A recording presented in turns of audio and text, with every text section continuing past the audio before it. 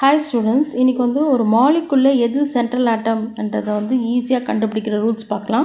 So first ரூலில் பார்த்தீங்கன்னா hydrogen எப்போவுமே central ஆட்டமாக இருக்காது. ஏன்னா அது ஒரே ஒரு பாண்டு தான் ஃபார்ம் பண்ணும். எக்ஸாம்பிள்ஸ் பார்த்தீங்கன்னா H2O, NH3, CH4 இதெல்லாம் oxygen centre, nitrogen centre, carbon centre. So எப்போவுமே ஹைட்ரஜன் அவுட் சைடில் தான் இருக்கும். ரூல் நம்பர் 2 பார்த்தீங்கன்னா லீஸ்ட் எலக்ட்ரோநெகட்டிவிட்டி ஆட்டம் எப்போவுமே சென்டரில் தான் இருக்கும்.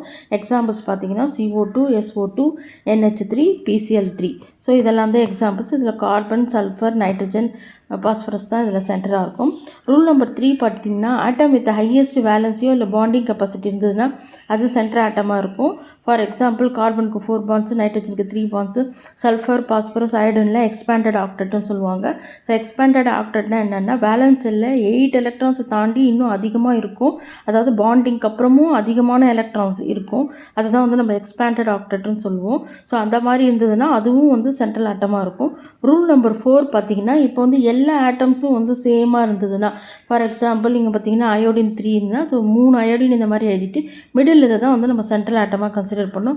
அதே மாதிரி O3 ஆக்சிஜன் அந்த மாதிரி எழுதிக்கிட்டு மிடில் ஆட்டமாக தான் நம்ம சென்ட்ரலாக ஆட்டமாக கன்சிடர் பண்ணணும். ஸோ ஷார்ட்டாக பார்த்தீங்கன்னா இப்போ ஹைட்ரஜன் இருந்துச்சுன்னா அது அவுட் சைடில் தான் இருக்கும்.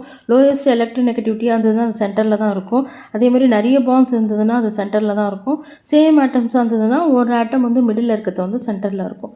தேங்க்ஸ் ஃபார் வாட்சிங்.